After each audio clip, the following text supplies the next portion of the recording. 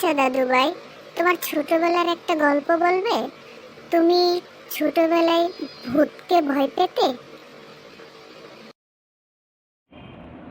হ্যাঁ দাদু ভাই, আমিও ছোটবেলায় ভূতকে অনেক ভয় পেতাম। আমার মা যখন আমাকে রাতে ঘুম পাড়াতেন, তখন আমাকে ভূতের গল্প বলতেন। আমি তো শুনে অনেক ভয় পেতাম। তাহলে শোনো, আমি তোমাকে একটা ভূতের গল্প বলতেছি। একদিন আমার মা আমাকে ঘুম পাড়ানোর জন্য একটা গল্প বলছিল। আমি যখন গল্প শুনতে শুনতে ঘুমিয়ে পড়ি, তখন আমি ঘুমের মধ্যে স্বপ্নে দেখি আমি স্কুলে যাচ্ছিলাম হেঁটে হেঁটে। আমাদের স্কুলে যাওয়ার পথে ইয়া বড় একটা তাল গাছ পড়ে, বুঝছো? ওই তাল গাছের মধ্যে আমি দেখি কি, ইয়া বড় লম্বা একটা ভূত উল্টো দিকে ঝুলে আছে। দাদু ভাই, তুমি কি ভয় পাচ্ছ? তুমি বলো দাদু, ভয় পেলেও আমি শুনবো। তারপর কি হলো? এটা দেখে ভয়ে আমার হাত পা কাঁপছিল। তারপর কি হলো?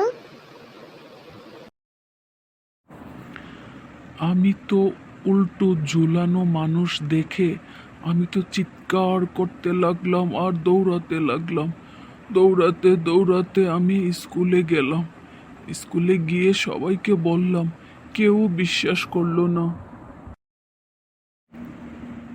তারপর আমার একটা বন্ধু ছিল, খুব কাছের বন্ধু।